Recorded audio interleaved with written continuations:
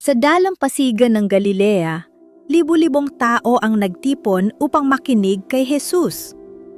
Puno ng pag-asa ang kanilang mga puso. Nag-alala ang mga alagad. Paano papakainin ang ganitong karaming tao?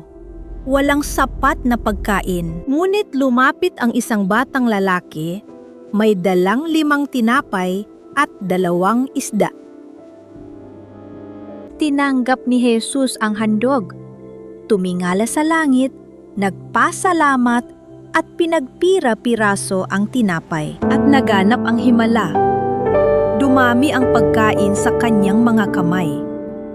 Ipinamahagi ng mga alagad sa bawat isa at kumain ang lahat at nabusog. 12 basket ang napuno ng mga natirang pagkain.